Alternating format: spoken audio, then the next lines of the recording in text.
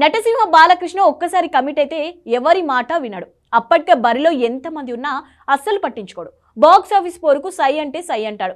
ఈ కోవలోనే బాలకృష్ణ 109వ చిత్రాన్ని దసరా కానుకగా విడుదల చేయడానికి సన్నాహాలు చేస్తున్నాడట.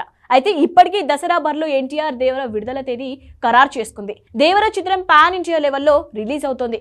అన్ని భాషల్లోనూ దృష్టిలో పెట్టుకుని దసరా సీజన్ బాగుంటుందని భావించిన టీం అక్టోబర్ 10న విడుదల తేదీ ఖరారు చేసుకుంది.